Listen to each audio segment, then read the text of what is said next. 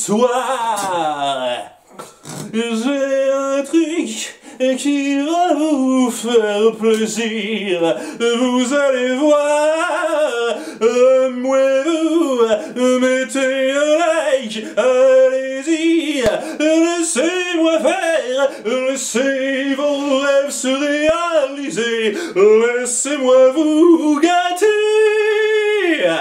Je vais peut-être aller un petit peu trop loin. Je sais même pas si je chantais juste ou pas, désolé pour certains. J'avais envie de reprendre cette musique, je la trouve super fun. Ouais, Basile détective privé, qui a été choisi dans un sondage de façon un petit peu serrée avec Coco. Et il y a beaucoup qui voulaient voir Coco. J'avoue que Coco, c'était intéressant de revenir là-dessus.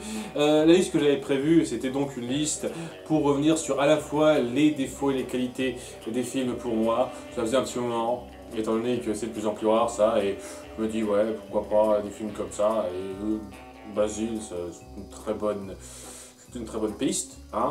Donc oui, soyez ça, je suis plutôt content parce que la liste s'est faite assez vite.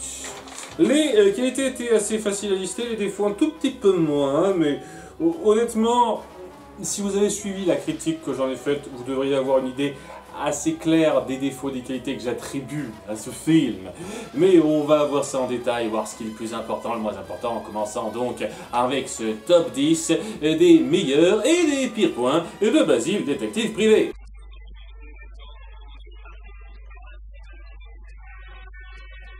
Numéro 10, le techno-blabla. Selon le principe de Quatermain, d'opposition des forces en mouvement 49-13, que l'on multiplie puis on rectifie la différence d'équilibre.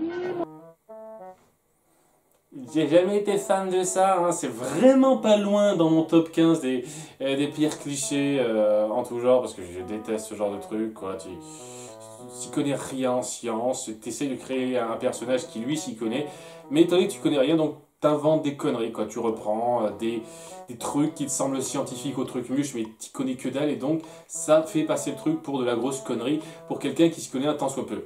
Et une fois de plus, je suis pas un grand expert en matière de science ou quoi que ce soit, mais voilà, une partie des expériences faites par Basile, c'est un peu n'importe quoi, et ouais, son truc pour déjouer le piège du Ratigan à la fin, ben, c'est du gros foutage de gueule, je suis désolé, hein, il n'y a pas d'autre mot.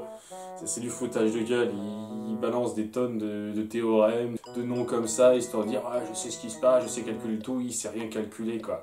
Si vous foutez de ma gueule, c'est tout ce que c'est. Et c'est ultra énervant. C'est ultra énervant, surtout quand c'est utilisé pour régler un dilemme de fin, un problème important de vie ou de mort comme ça. Je vous cache pas, c'est un petit peu gênant ce truc-là.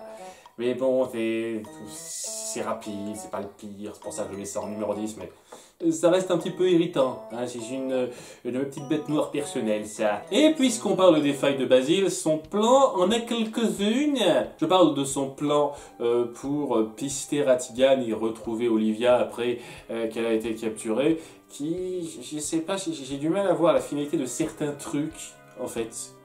Il se présente à un bar en disant recherche Ratigan, en se faisant bien voir par tout le monde, en risquant totalement de se faire attaquer, etc. C'est même pas ça qui l'aide. En fait, la seule chose que ça lui a apporté, c'est de risquer de se faire empoisonner. Et empoisonner, c'est un bien grand mot, puisque bon, le verre a juste rendu ivre un petit moment, Dawson, et après il va bien. Donc, j'ai du mal à voir ça comme de la drogue très, très poussée. Mais bon, ouais, ça sert absolument à rien.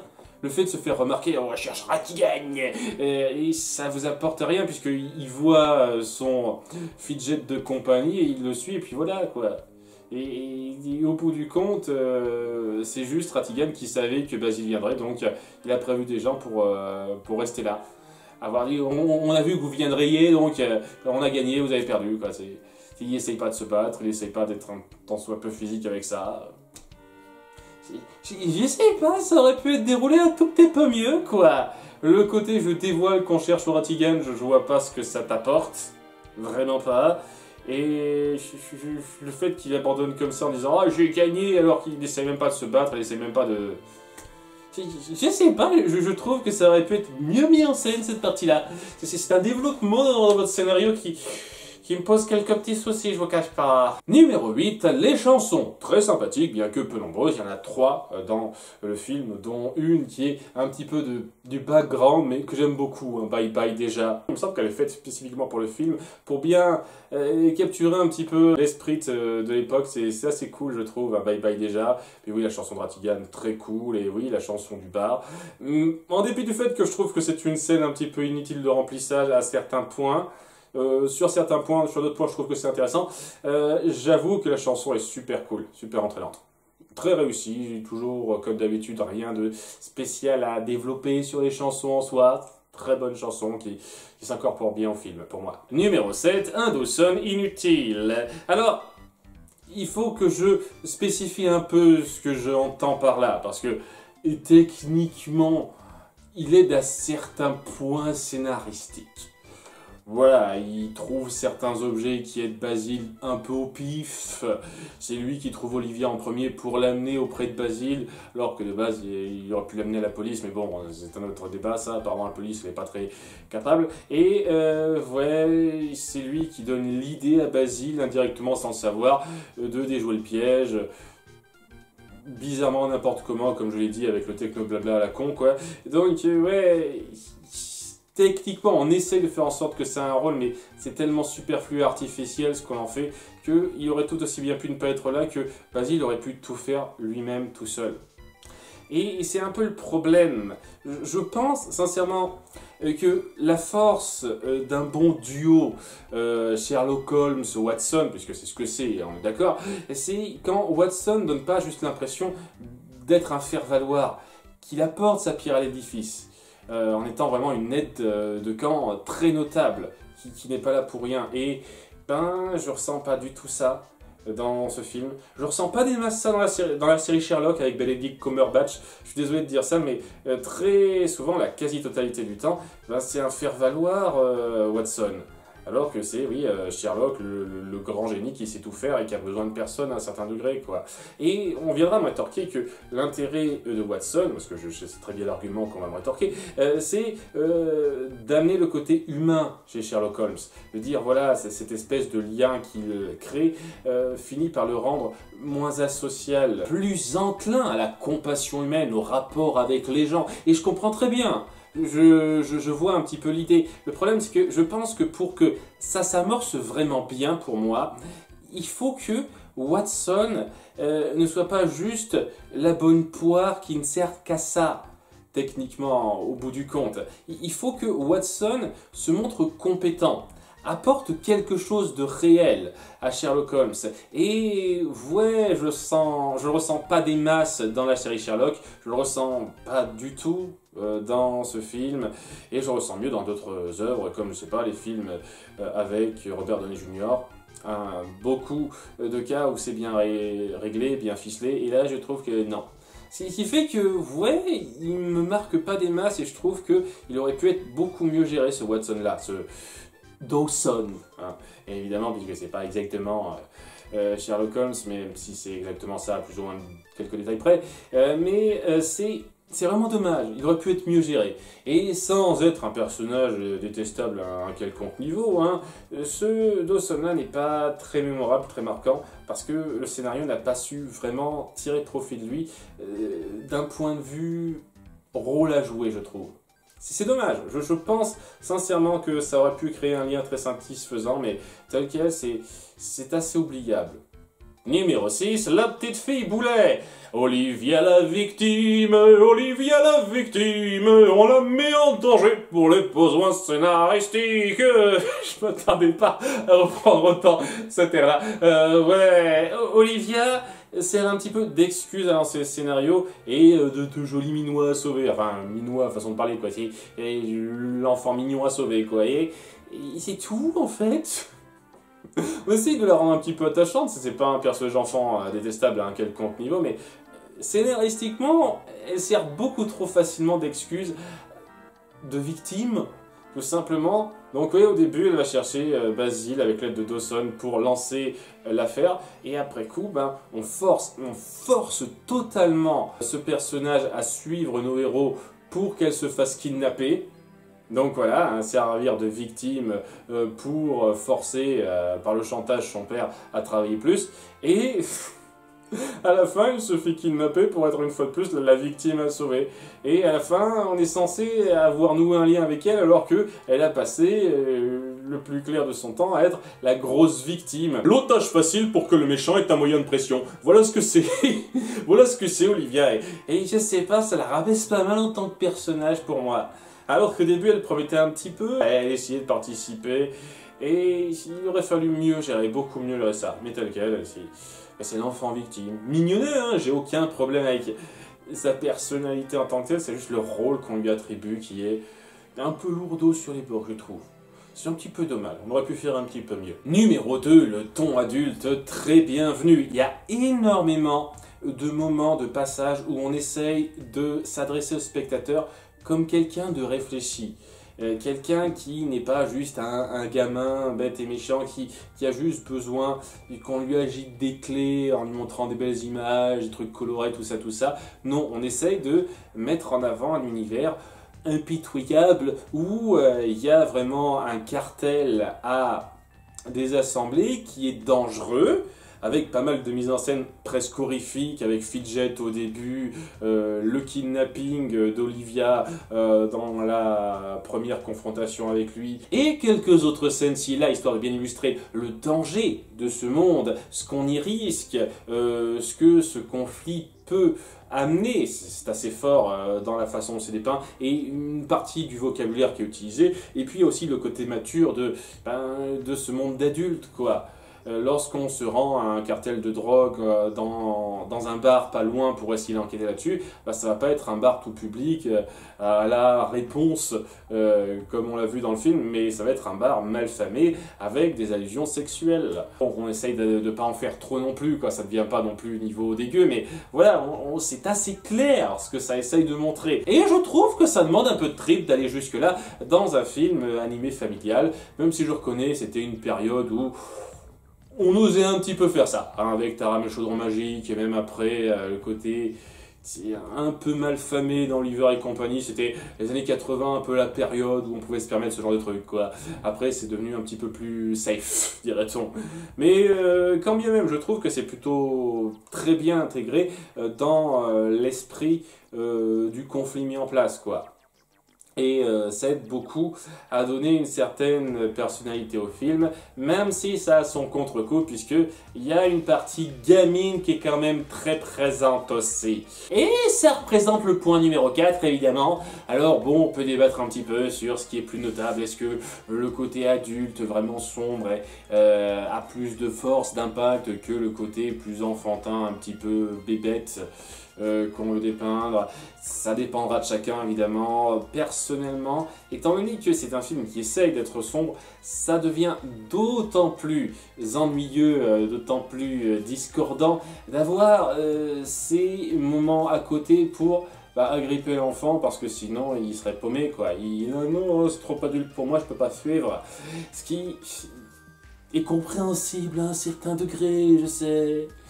Je dis juste que pour un adulte comme moi, puisque c'est une fois de plus un top retour basé sur mes impressions personnelles, je trouve que ce mélange de tons passe pas bien. Surtout depuis quelques temps, vous connaissez mon avis là-dessus, quoi. Et voilà, il y a beaucoup trop de moments qui me gênent comme ça, le coup de la reine robot qui est pas du tout crédible et que tout le monde croit parce qu'ils sont des débiles profonds, c'est irritant ça.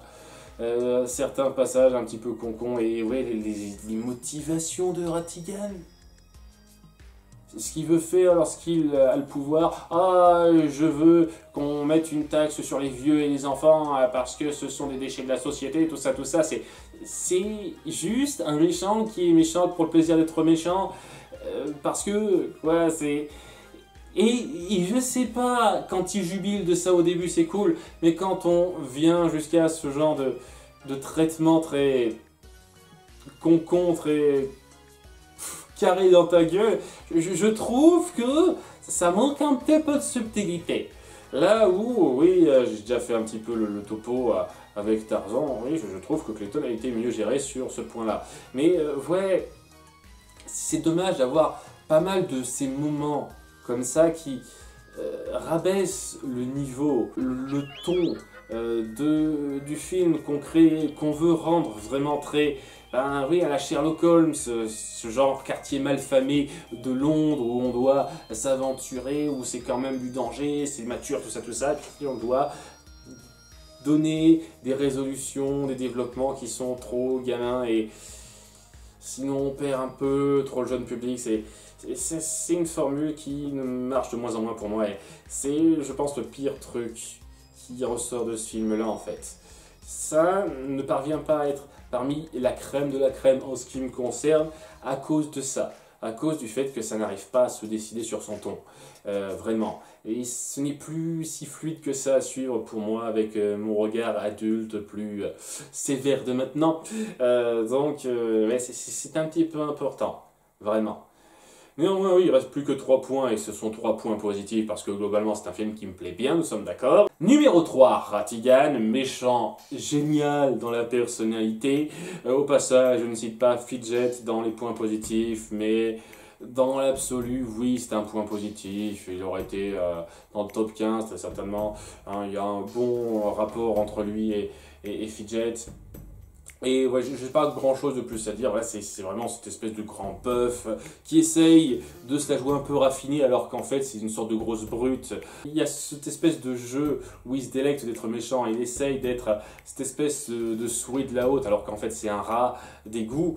Il y a quelque chose de très fort là-dedans, dans cette espèce de considération de lui-même. Ça le rend assez délectable à suivre lorsque on le voit être assez impitoyable et avoir cette espèce de moments où il laisse un petit peu sortir la bête en lui, avant le grand moment final, où totalement, là, ce coup-ci, il lâche tout, mais on voit que c'est quelqu'un qui a un problème de colère assez intense, et que ça peut vraiment éclater à tout moment, et lorsque ça éclate à la fin, bah, c'est énorme, quoi. C'est un méchant ultra réussi à cet égard-là, et un grand danger, hein, qui fait partie vraiment du must de ce que Disney a fait dans ses méchants iconiques, pour moi. Numéro 2, Basile. En dépit de ce que j'ai pu reprocher un petit peu dans les derniers points, ce Basile-là, cette version de Sherlock Holmes, puisqu'une fois de plus c'est vraiment Sherlock Holmes version souris, est excellent.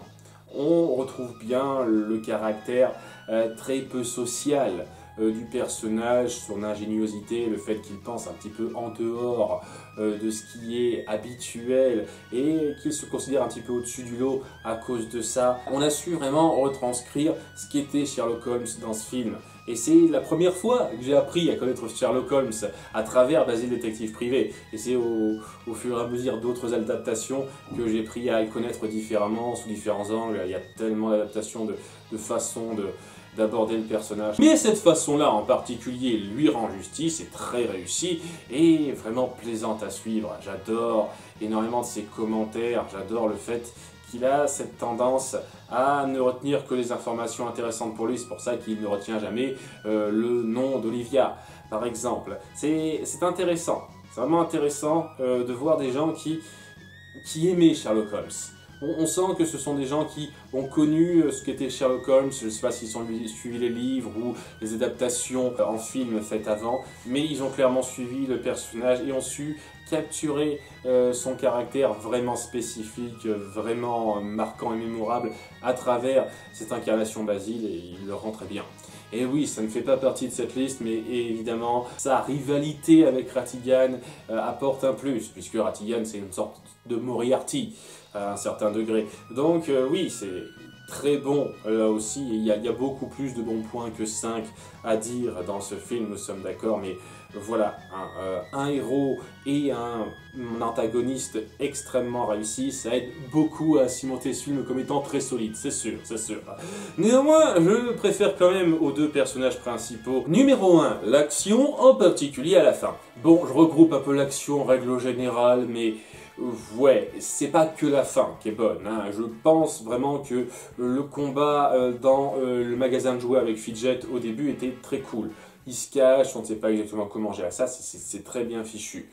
Mais ce qui est vraiment marquant, c'est la course-poursuite contre Ratigan, ce moment où Basile le déjoue, où il finit par se lâcher totalement, relâcher la bête qui est en lui, et où ça devient ultra violent, où vraiment t'as mal pour le personnage, et où ça risque la vie, quoi, hein, mais bien dans un ciel nuageux avec la pluie qui tombe, l'orage, la violence des coups, ces personnages qui risquent de mourir, dans un retour qui rappellera pas mal le combat final entre Moriarty et Sherlock Holmes, une fois de plus, hein. C'est très court, on adore faire ça dans ces adaptations-là. Et oui, c'est super bien rendu en termes d'action, en termes de mentalité de Ratigan, qui est vraiment à son comble là maintenant, hein. C'est vraiment le monstre qui s'est totalement réveillé. Et ce que risque notre héros, c'est excellentissime. Excellentissime. J'ai rien de plus à dire là-dessus. L'action, comme les chansons, c'est pas la chose qui a besoin du plus de temps pour se décrire, donc voilà, ceux qui ont suivi cette scène savent que ça fait partie des plus grands moments d'action, de tension que Disney a fait dans ce film, et ça mérite. Voilà, ça mérite d'être reconnu rien que pour cette scène. En tout cas, je vous remercie d'avoir suivi ça. Je sais pas exactement ce que je vais faire pour le prochain top retour de moi. Je ferai très certainement un sondage comme pour ce cas-là, on verra bien. A bientôt pour de futures vidéos. Bye!